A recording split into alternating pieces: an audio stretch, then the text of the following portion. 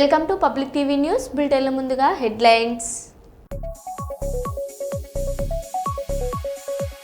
కర్నూలులో గంజాయి రవాణా ముఠా అరెస్ట్.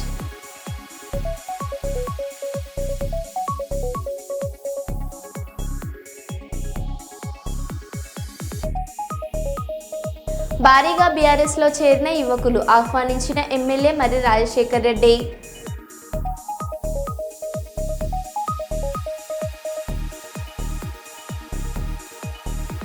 తెలంగాణలో తొలిసారిగా ప్రభుత్వ పాఠశాలలో ఏఐ ల్యాబ్ ఏర్పాటు.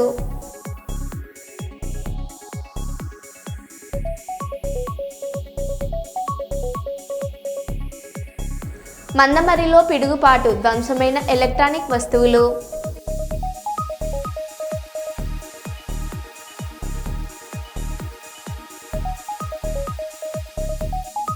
యూరియా కోసం పడికాపులు కాస్తున్న రైతుల ఆకలి తీర్చిన కోనేరు కోనప్ప.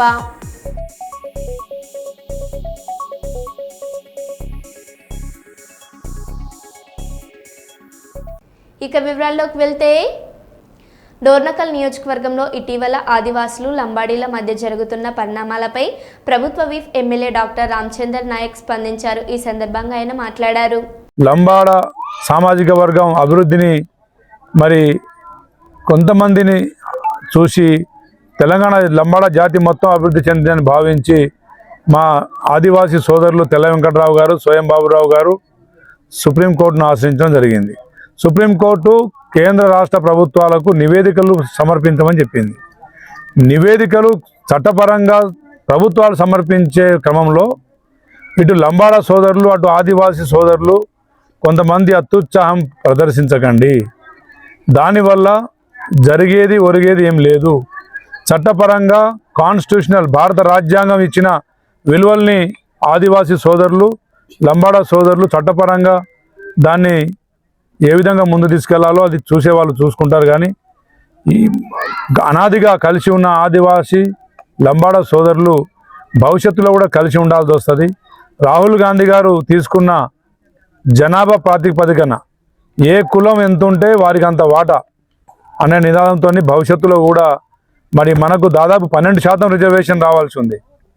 మనం మన సమస్యల మీద మనం మరి ప్రభుత్వాల దృష్టికి తీసుకెళ్లాల్సింది పక్కన పెట్టి మరి మన మారుమూల తండాలు గూడాలు అభివృద్ధి కోసం ప్రణాళికలు రచించడం పక్కన పెట్టి కేవలం ప్రభుత్వాన్ని నిందించాలి, లేదంటే పార్టీల పరంగా కొంతమంది వ్యక్తిగతంగా లాభపడాలనే ఆలోచన అది మన ఆదికే నష్టం కలిగించే విధంగా, మన జాతికే నష్టం వాటిల్లే విధంగా ఈ ఆలోచన ధోరణి పోతూ ఉంది. మేము మిత్రులందరినీ కోరుకునేది ఒకటే, మేధావులు విద్యావంతులు యూనివర్సిటీలో ఉన్న విద్యార్థి సంఘాలు అందరూ సమన్వయంగా ఉండండి. ఇది సుప్రీంకోర్టులో ఉన్న ప్రతిపాదన, సుప్రీంకోర్టులో ఉన్న అప్పీల్.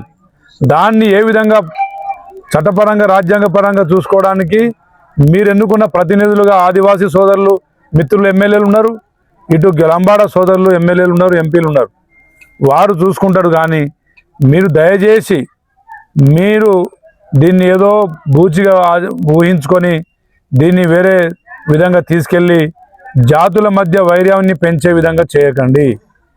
ముఖ్యమంత్రి గారు చాలా స్పష్టంగా ఉన్నారు. ఆదివాసీ సోదరుల అభివృద్ధి కోసం ప్రత్యేక నిధులు కేటాయించడానికి ముఖ్యమంత్రి గారు సిద్ధంగా ఉన్నారు. అదేవిధంగా మైదాన ప్రాంతంలో ఉన్న లంబాడ గిరిజన సోదరుల అభివృద్ధి కోసం కూడా మరి ప్రభుత్వం ఆలోచిస్తూ ఉంది. ఇలాంటి తరుణంలో అందరం ఒకటే పార్టీలో ఉన్నాం. దాదాపుగా ఆదివాసీ సోదరులు ఎమ్మెల్యేలు లంబాడ ఎమ్మెల్యేలు అందరూ ఈరోజు కాంగ్రెస్ ప్రభుత్వంలో ఉన్నది ఓర్వలేక కొంతమంది వారి వ్యక్తిగత రాజకీయాల కోసం మరి వారి భవిష్యత్తు ప్రణాళిక కోసం దీన్ని వాడుకుంటే ఖబర్దార్ అని చెప్పి తెలియజేస్తూ ఉన్నా. తప్పకుండా ఇది చట్టపరంగా సుప్రీంకోర్టులో తేలే విషయాన్ని మరి వ్యక్తిగతంగా ప్రజల్లో సెంటిమెంట్ను వాడుకుంటే అది మీ మూర్ఖత్వానికి నిదర్శనమవుతుంది. తప్పకుండా దానికి సమాధానం చెప్పాల్సి వస్తుంది. కాబట్టి ఇరుపక్ష ఆదివాసీ సంఘాల నేతలు లంబాడ సంఘాల నేతలు సంవేదనం పాటించాలి. మీకు ఏదైనా సందేహాలు ఉంటే మమ్మల్ని సంప్రదించండి తప్ప ఎలాంటి సంఘాల మీటింగ్ కానీ ఎలాంటి కార్యక్రమాలు కానీ చేయొద్దని చెప్పేసి మీ అందరినీ వేడుకుంటున్నా. Thank you. ములుగు జిల్లా పస్రా మండలంలో పోలీసుల దౌర్జన్యం చోటు చేసుకుంది. కుటుంబంతో మేడారం వెళ్లి వస్తున్న వ్యక్తిపై ఎస్ఐ పుట్ట సతీష్ దాడి చేసిన ఘటన ఆలస్యంగా వెలుగులోకి వచ్చింది. సాక్షుల ప్రకారం ఆ వ్యక్తిని ఎస్ఐ పట్టుకొని లాగి కొట్టాడు. ఈ సమయంలో అతనితో ఉన్న మహిళలు, కుటుంబ సభ్యులు వేడుకున్నా పట్టించుకోలేదని స్థానికులు ఆరోపిస్తున్నారు. ఈ సంఘటనపై గ్రామస్తులు ఆగ్రహం వ్యక్తం చేస్తూ బాధిత కుటుంబానికి న్యాయం చేయాలని, సంబంధిత అధికారులపై చర్యలు తీసుకోవాలని కోరుతున్నారు.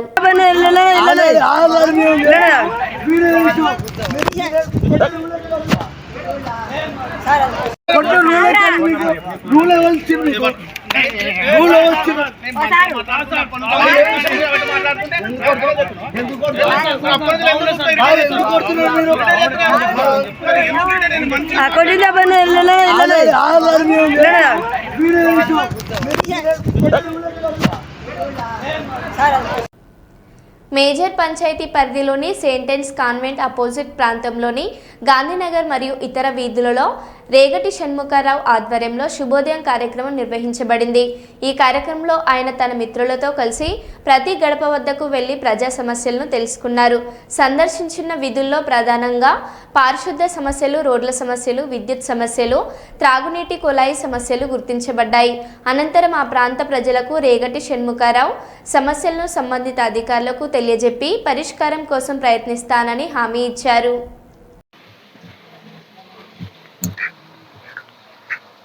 శుభోదయం కార్యక్రమానికి వచ్చినటువంటి నా మిత్రులందరికీ కూడా నమస్కారం తెలియజేస్తున్నాను. అదేవిధంగా సెంటెన్స్ కాన్వెంట్ ఆపోజిట్లో ఉన్నటువంటి గాంధీనగర్ తదితర వీధుల్ని సందర్శించడం జరిగింది. వీధుల్లో సహకరించినటువంటి వాళ్ళందరికీ కూడా నమస్కారం తెలియజేసుకుంటూ ఈరోజు ఈ కార్యక్రమాన్ని చేయడం జరిగింది. అయితే ఈ వీధుల్లో మెయిన్ రోడ్ల సమస్య చాలా ఎక్కువగా ఉంది. నేనైతే ఒకటే చెప్తున్నాను, ఇప్పుడు ఎవరు చేస్తారో చేయడం పక్క పెట్టేయండి. పంచాయతీ సర్పంచ్గా నిలబడ్డానికి నేను ప్రపోజల్తో ఉన్నాను. మనం అధికారంలోకి వస్తే తప్పనిసరిగా ఈ రోడ్ల సమస్య తీర్దామని మీకు మాటిస్తున్నాను. అంతేకాదు కాన్వెంట్ ఆపోజిట్ లో ఉన్నటువంటి ఆర్ఎంబి బంగ్లా ఎలా ఉందంటే మొత్తం బంగ్లా మొత్తం నిర్వీర్యమయ్యే పరిస్థితిలో ఉంది. కొన్ని కోట్ల విలువ చేసినటువంటి స్థలాన్ని వేస్ట్ గా పడి ఉంది. అక్కడ చాలా మంది నాకు కంప్లైంట్స్ కూడా చెప్తున్నారు, బంగ్లాలో అసాంఘిక కార్యక్రమాలు జరుగుతున్నాయని ప్రజలు అనుకుంటున్నారు. దయవుంచి ప్రభుత్వం వారు అధికారంలో ఉన్నటువంటి పార్టీ వారు అందరూ కూడా బంగ్లా కోసం కొద్దిగా దృష్టి పెట్టి బంగ్లాని బాగు చేసి చేయవలసిందిగా కోరుకుంటున్నాను. అంతేకాదు గతంలో బంగ్లా చాలా విశిష్టమైన పరిస్థితిలో ఉండేది. ఏదైనా ఎలక్షన్స్ వచ్చినా అప్పుడున్నటువంటి మంత్రులు కానీ, అప్పుడున్న ఎమ్మెల్యేలు కానీ, అప్పుడున్న అధికారులు కానీ ఆ బంగ్లాకి వచ్చి పరిపాలన చేసేవాళ్ళు. ఈరోజు బంగ్లా నిర్వీర్యమైన పరిస్థితిలో ఉంది. అసంఖ్య కార్యక్రమాలు అడ్డగా మారిందని ప్రజలు చెప్తున్నారు, చాలా మంది అనుకుంటున్నారు. దయవుంచి బంగ్లాని ఒక పద్ధతిలో తెస్తారని మేమందరం కోరుకుంటున్నాం.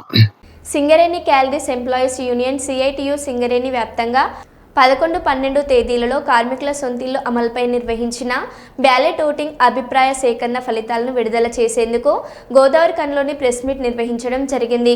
ముఖ్య అతిథిగా హాజరైన రాష్ట్ర అధ్యక్షులు తుమ్మల రాజిరెడ్డి మాట్లాడుతూ సొంతిల్లు అమలుపై సింగరేణి కార్మికుల అభిప్రాయ సేకరణ కోసం సెప్టెంబర్ 11, 12 తేదీలలో నిర్వహించిన బ్యాలెట్ ఓటింగ్లో వాతావరణ ప్రభావం, వర్షాన్ని లెక్క చేయకుండా యాజమాన్యం నిబంధనలకు ఇతర కార్మిక సంఘాలు తప్పుడు ప్రచారాలను తిప్పి కొట్టి సిఐటియు నిర్వహించిన ఓటింగ్లో పాల్గొన్న 22,068 మంది కార్మికులకు అభినందనలు తెలియజేశారు.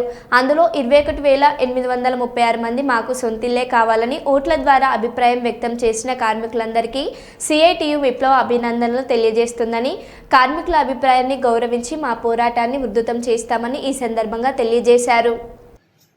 ఇందాక చెప్పినట్టు ఏఐటీసీ వాళ్ళు తీవ్రంగా పోలీసు వాళ్ళతో ఐఎన్టీసీ యాజమాన్యంతో ఏఐటీసీ కనీసం మైన్ దరిదాపులకు కూడా బ్యాలెట్ డబ్బులను రానియలే.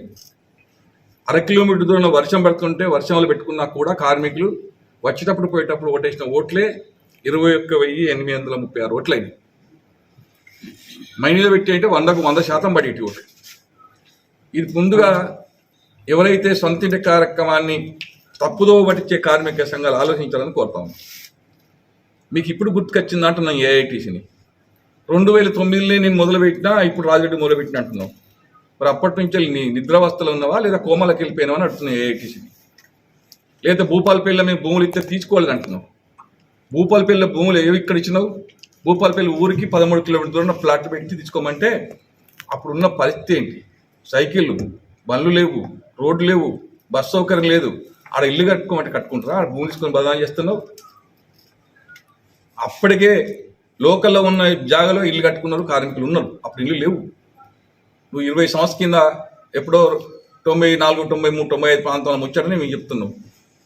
అందుకే కార్మికులు తప్పుదో పట్టించి యాజమాన్యాన్ని ముందు లేని ఎజెండాలు పెట్టేసి ముందుకు రాకుండా చేసే కార్యక్రమం దయచేసి బంద్ పెట్టండి. మమ్మల్ని అజ్ఞానంగా అంటున్నావు. నీ దగ్గర ఏది ఉందో ఏఐటీసీకి హెచ్ఎంఎస్కి చెప్పదలుచుకున్నాం. రా మొత్తం ప్రజాక్షేత్రంలో కానీ లేదా ప్రెస్ క్లబ్ల ముందు కానీ నువ్వు ఏం చేస్తే సింగరేణి కాంతి ఇల్లు వస్తుందో నీ ప్రతిపాదన పెట్టు. నేను 3 సంవత్సరాల నుంచి అన్ని ప్రతిపాదనలు పెడుతున్నా. ఎవరికి వెళ్ళియచ్చో, ఎవరికి భారం కాకుండా కార్మికులందరికీ సొంత ఇల్లు వస్తుందో చెప్తున్నా. నేను మిగతా క్వార్టర్లలో దాదాపు 70% క్వార్టర్స్ అన్ని 40 సంవత్సరాలు పైబడ్డ క్వార్టర్లు కార్మికులుగా కూలుతానాయి. అలా డ్రైనేజ్ లేదు, మంచిలు లేవు, ఏ సౌకర్యం లేదు. కార్మికులకు లక్షల రూపాయల సంవత్సరానికి ఇన్కమ్ ట్యాక్స్లు కడుతున్నారు. హెచ్ఆర్ఏ పేరుతో ప్రతి కార్మికుడు 8,000, 9,000 నష్టపోతూ ఉన్నారు. ఆ రోజున్న కాలం వేరు. ఇప్పుడున్న హెచ్ఆర్ఏ ప్రకారం ప్రతి కార్మికుడు త్రిబుల్ బెడ్రూమ్ అన్ని సౌకర్యంతో బయట కిరాయిలకు వస్తున్నాయి. సింగిల్ బెడ్రూమ్లో ఎందుకు మగ్గాలని చెప్పి సింగరేణి కాల్స్ ఎంప్లాయీస్ యూనియన్ పాత క్వార్టర్లకు కూల్చి దాని ద్వారా వచ్చిన ఇళ్లలో జాగాలో కట్టుకుంటున్నాం. జాగాలు ఏదైనా తప్పుదో పట్టిస్తున్నాం. 1360 ఎకరాలు సింగరేణి మొత్తంలో ఉంది. గోదావరి కన్నా 130 ఎకరాలు ఉంది. నేను ప్రూఫ్ చేస్తా. యాజమాన్యం ఇచ్చే లెక్కలు నా దగ్గర ఉన్నాయి. మీ దగ్గర ఏ లెక్కలు ఉన్నాయో చెప్పండి. దాదాపు 20,000 క్వార్టర్లు 40 సంవత్సరాల పైన కూలగొట్టాలి. ఇప్పుడు మనకు ధైర్యం ఉంటే కార్మిక సంఘాలు ఒకటైతే నివాస యోగ్యం క్వార్టర్లన్నీ కూల్చేసి దాని ద్వారా వచ్చిన దాంట్లో అపార్ట్మెంట్ టైప్ కట్టుకుందాం. మేము కమర్షియల్ ఇల్లు, ఓ ఇల్లు మిగులుతుంది. మేము అంటున్నాం ఆ ప్లేస్ ఇస్తే బ్యాంకు వాళ్ళు లోన్ ఇస్తున్నట్టున్నారు. మనకు వచ్చే హెచ్ఆర్ఏ క్వార్టర్ వాపస్ ఇస్తే ఆ హెచ్ఆర్ఏని ఈఎంఐ పెట్టుకుంటే 5 పైసల బండి లేకుండా ప్రతి కార్మికుడు ఇల్లు వస్తుందని చెప్తున్నాం. ఇలా యాజమాన్యం ప్రభుత్వం ఎవరు పెట్టుకోవాల్సిన అవసరం లేదు. కానీ యాజమాన్యం మీతోటో ఎవరితోటో కక్కుర్తి పడి 1100 ఎస్ఎఫ్టీలు 44 లక్షలు అని చెప్పి టెండర్ వేసాం. 450 కోట్లు పెట్టి 1008 కోట్ల కడుతున్నట్టున్నారు. డివైడ్ చేయండి. 1008 కోట్లకు 450 ఇస్తే 44 లక్షలకు ఇల్లు పడుతుంది. 1100 ఎస్ఎఫ్టీలకు 4,000కు ఒక ఎస్ఎఫ్టీ ఇల్లు అవుతుంది. హైదరాబాద్లో బంజారా హిల్స్లో కట్టుకోవచ్చు 4,000 ఎస్ఎఫ్టీలు. సింగరేణిలో ల్యాండ్ ఇచ్చి అన్ని ఇచ్చేస్తే 4,000 ఎస్ఎఫ్టీ అంటే 22 లక్షలు దోపిడీ జరగడానికి కారణం అవుతుంది. అంటే అలా కమిషన్లు కావాలి, కాంట్రాక్టర్లు బతకాలి. అదే ఇల్లు రేపు కొద్దిన కార్మికుడికి ఇచ్చి కట్టుకోమంటే మీరు 44 లక్షలు కట్టుకోవాలా? మేము 20 లక్షలకి అవుతుందని చెప్తున్నాం. అదే ఇల్లు 11 ఎస్ఎఫ్టీ ఎట్టి బస్సులో బిల్డర్ 20 లక్షలకు అన్ని సౌకర్యం కట్టించి రిబ్బన్ కట్ చేసుకోమంటున్నాడు. బ్యాంకులు లోన్ ఇస్తామంటున్నారు. ఈఎంఐ కంపెనీ ఇస్తే చాలు. ఇవాళ 10,000 మందికి క్వార్టర్. భూపాలపల్లిలోని మిలీనియం క్వార్టర్స్ వెనుక వైపు ఉన్న సింగరేణి కొత్త నర్సరీ మైదానంలో పర్యావరణ పరిరక్షణలో భాగంగా సింగరేణి భూపాలపల్లి ఏరియా వారి ఆధ్వర్యంలో నిర్వహించిన వన మహోత్సవ కార్యక్రమానికి ముఖ్య అతిథులుగా భూపాలపల్లి ఎమ్మెల్యే గండ సత్యనారాయణరావు గారు మరియు సింగరేణి సిఎండి బలరాం నాయక్ గారు పాల్గొన్నారు.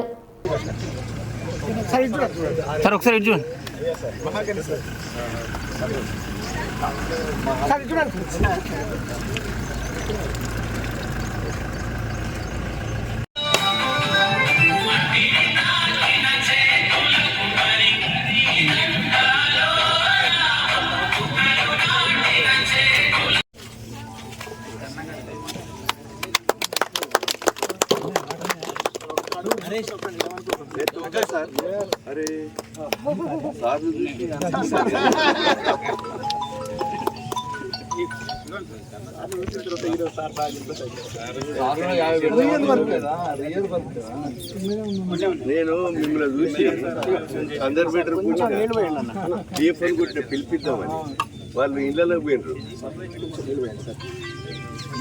బాబు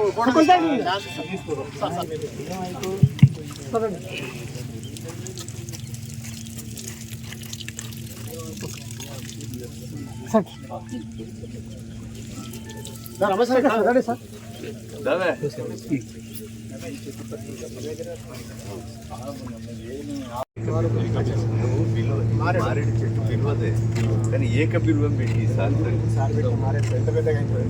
అది ఇది పిలువ ఉంటుంది శివునికి ఏక పిలువ ఇది రేగు ఇది పిలువ సార్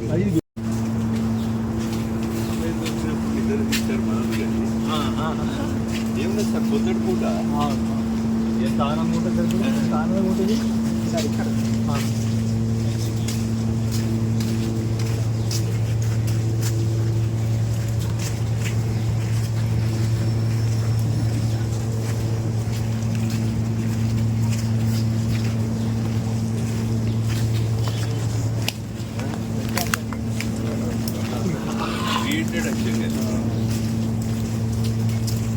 जंगल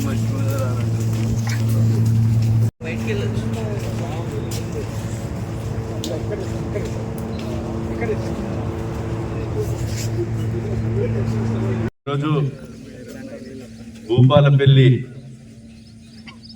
సింగరేణి నర్సరీలో సిఎండి బలరాం గారు స్వయంగా 370 మొక్కలు నాటడం అంటే చాలా అంటే నేనైతే ఇంప్రెషన్ అయిపోయాను. వ్యవసాయ కుటుంబంలో పుట్టి వారు చిన్న వయసులోనే ఒక గిరిజన కుటుంబంలో పుట్టి గుంటుగా కొట్టి నాగలి దున్ని కష్టపడి ఈ సిఎండి స్థాయిలో ఉండి ఐఆర్ఎస్గా మంచి చిన్న వయసులోనే ఈ స్థాయిలో ఎదగడం మన తెలంగాణ రాష్ట్రానికి చాలా శుభాకాంక్షలు తెలియజేస్తున్నాం. ఈరోజు పచ్చదనంతో ఇప్పుడు ఈరోజు ఇక్కడ మేము రాకముందు మొక్కలు ఈ ఖాళీగా గ్రౌండ్ మైదానం ఉండే మొక్కలు నిలబడంతో ఈ గ్రౌండ్కే ఈ స్థలానికే ఒక అందం వచ్చింది. అలాంటి మరి వారిని తీసుకొని నేను డిఎఫ్ఓకు ఇప్పుడు కన్జర్వేటర్కు ఫారెస్ట్కు సంబంధించినటువంటి సబ్జెక్ట్ రిలేటెడ్ కనుక వారికి కూడా ఫోన్ చేశాం. మాకు ముందు చెప్తే మేము కూడా ఉంటాం సార్ అని వారు చెప్పడం జరిగింది. నేను కూడా వారిని ఆదర్శంగా తీసుకొని ఇప్పుడే జిఎం గారిని కోరా మైదానం ఉన్నటువంటి ప్రాంతాల్లో నేను కూడా మా యొక్క దేవాలయం శివాలయం ఉంది, సాయిబాబా దేవాలయం ఉంది, భూపాలపల్లిలో అన్ని దేవాలయాల్లో నేను స్వయంగా మొక్కలు నాటే కార్యక్రమం నేను శాసనసభ్యునిగా తీసుకుంటా అని మరి బలరాం వివిధ అధికారులు మీ సంస్థలో ఎడ్డుగా ఉండి పనిచేస్తున్నారో వారిని తీసుకొని ఒక పచ్చదనం పరిశుభ్రత ప్రభుత్వ కార్యక్రమంగా భావించి రాష్ట్రం కేంద్ర ప్రభుత్వాలు రెండు కూడా ఈ యొక్క చెట్లను పెంచే కార్యక్రమం తీసుకుంది. వారిలో మరి రికార్డు స్థాయిలో మొక్కలు నాటినందుకు మనస్ఫూర్తిగా వారిని ఈ యొక్క రాష్ట్ర ప్రజల తరపున వారిని అభినందిస్తూ మేము కూడా మొక్కలు నాటే కార్యక్రమం కూడా చేపడతామని తెలియజేస్తూ మనస్ఫూర్తిగా వారికి ధన్యవాదాలు తెలియజేస్తున్నాం. ఆంధ్రప్రదేశ్ గ్రంథాలయ సంఘం మరియు గాడిచెర్ల ఫౌండేషన్ సాహితీ సదస్సు సంయుక్తంగా మహనీయుల జయంతి ఉత్సవాల సందర్భంగా విద్యార్థులలో మేధోశక్తిని పెంపొందించేందుకు మరియు మహనీయుల చరిత్రను ముందుకు తీసుకెళ్లేందుకు క్విజ్ పోటీలను మాంటేశ్వరి పాఠశాలలో ఏర్పాటు చేసింది. పోటీలలో గెలుపొందిన విద్యార్థులకు నగదు బహుమతులను మరియు పురస్కారాలను అందజేయడం జరుగుతుందని సాహితీ సదస్ కమిటీ మెంబర్ కేవి సుబ్బలక్ష్మి మరియు మాంటేశ్వరి పాఠశాల ప్రధానోపాధ్యాయురాలు కె స్వర్ణలత తెలిపారు. ఈ కార్యక్రమంలో పురస్కారాలు 14వ తేదీ మద్దూరు నగరంలోని పింగళి సూరన్న తెలుగు తోటలో ప్రధాన హస్తాలచే అందజేయబడుతుందని తెలిపారు. ముఖ్య అతిథులుగా మాన్యం రాయుడు, గుత్తికొండ సుబ్బారావు పాల్గొని విద్యార్థులకు బహుమతులను అందజేయనున్నారు.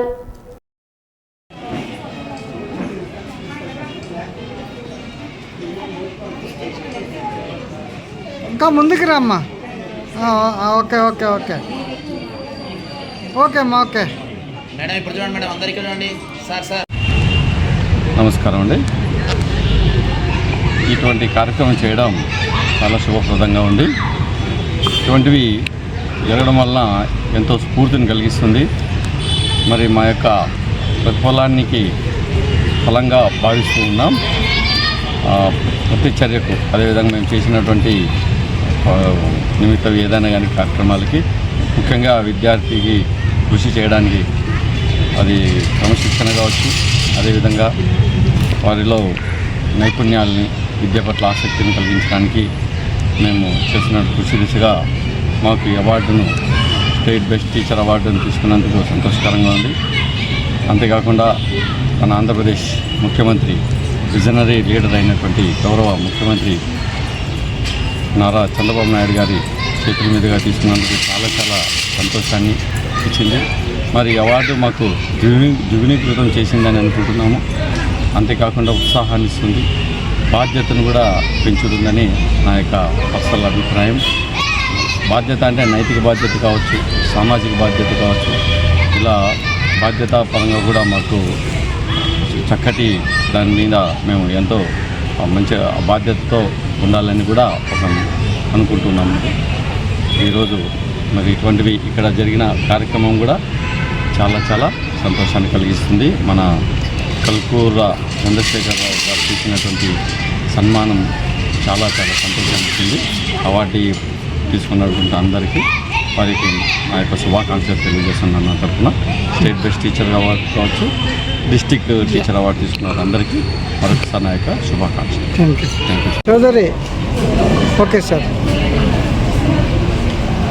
మనసు ఫౌండేషన్ నేను మా అమ్మ నాన్న పేరుతో మా ఇద్దరు మా సొంత తమ్ముడు మా పెదనాన్న కొడుకు చంద్రమౌళితో కలిసి మొదలుపెట్టాము 2006. అప్పుడు స్కానింగ్ అనేది ముఖ్యమైన కనపడలేదు మాకు. మేము ఎప్పుడు అనుకున్నది ప్రముఖుల తెలుగులో రాసినటువంటి ప్రముఖుల యొక్క సమగ్ర రచనలను ఒక చోట తీసుకొచ్చి పబ్లిష్ చేద్దామని మొదలుపెట్టాము. కానీ తర్వాత అర్థమైందండి, సమగ్ర రచనలు కావాలన్నా కానీ వాటికి మాకు రెఫరెన్సులు కావాలంటే మళ్ళీ పుస్తకాలకు దగ్గరికే వెళ్ళాలి. ఆ పుస్తకాలు ఏవి దొరకట్లేదు. దానికోసంగా మేము శ్రీశ్రీ ప్రాజెక్టులో సినిమా పాటల కోసంగా మొదలుపెట్టాము డిజిటైజేషన్ కార్యక్రమం. ఇది 2010లో. 2014-15 నాటికి వచ్చేసరికి అన్నీ కాపీ స్కాన్ చేయడం చోట పెడతామనేది మొదలు. ఈ లోపలే 2008 నుంచి కథానిలయంలో వాళ్ళు దాచిపెట్టేటువంటి కథలన్నీ కూడా స్కాన్ చేసి ఒక చోట పెట్టడం మొదలైంది. 2014లో ఒక వెబ్సైట్ పెట్టి కథానిలయం అనే పేరుతో మేమే ప్రజలకు అందేటట్టుగా చూడటం మొదలెట్టాం. మొదట్లో 4000 కథలు ఉంది. రమణమూర్తి గారిని స్నేహితుడు, రిటైర్డ్ బ్యాంక్ ఎంప్లాయీ, ఆయన సొంత ఒక్క చేతితోటి 71,000 కథలను కత్తిరించి పెట్టారు. ఇప్పుడు 75,000 కథలు ప్రజలకు నేరుగా అందుబాటులో ఉన్నాయి. ఇది ఇప్పటిదాకా వేరే భాషల్లో ఎక్కడ కూడా ఈ రకంగా కథల కోసంగా ఉన్నటువంటి ఒక గ్రంథాలయం ఉందనేటటువంటిది మనకి ఇంకా గమనికలోకి రాలేదు. అందువల్ల తెలుగులో మాత్రమే ఇంత పెద్ద స్కేల్లో కథల కోసంగా ఒక వెబ్సైట్ జరగడం మొదలుపెట్టింది. దీనికి కారణం ఏంటంటే మనం చేసినటువంటి స్కానింగ్ యాక్ట్. ఇంకా చాలా కథలు కూడా చేర్చాలి. అలాగే ఇతర పుస్తకాలు రకరకాల మ్యాగజైన్స్ ఎవరు కూడా పరిరక్షించాలి, వాటిని కూడా ఒత్తిడి చేరుస్తూ ముందుకు వెళ్తున్నారు. ఇది పెట్టుకున్నది అమ్మా నాన్న పేరు మీద కాబట్టి మనం ఇవాళ సమాజానికి కూడా కొంత తెలియాల్సినటువంటి అవసరం ఉంది. కాబట్టి తల్లిదండ్రుల రుణమే కాకుండా సామాజిక రుణాన్ని కూడా తీర్చుకునేటువంటి దృక్పథంలో ఇది చేయటం మొదలుపెట్టాము. ఇవాళ కూడా 3 కోట్లు, ఈ సంవత్సరం ఆఖరికి 3 కోట్ల పేజీలు పూర్తయిపోతుంది. కానీ ఈ పని ఆపము. ఎంతవరకు మనకి పుస్తకాలు కానీ మ్యాగజైన్స్ కానీ దొరుకుతాయో మన దగ్గర లేనివి, వాటి దాకా అవి దొరికిన దాకా చేస్తూనే ఉంటాం. కాగజ్ నగర్ వ్యవసాయ మార్కెట్లో యూరియా కోసం గంటల తరబడి క్యూలో నిలబడి ఎదురు చూస్తున్న రైతుల కోసం కోనేరు కోనప్ప గారు ప్రత్యేక కార్యక్రమం నిర్వహించారు. యూరియా కేంద్రానికి సమీపంలో అన్నదాన కార్యక్రమం ఏర్పాటు చేసి రైతుల ఆకలి తీర్చారు. దీంతో రైతులు సంతృప్తి వ్యక్తం చేశారు. ఈ కార్యక్రమంలో కాగజ్ నగర్ మాజీ ప్రతినిధులు, స్థానిక నాయకులు, కార్యకర్తలు పాల్గొన్నారు.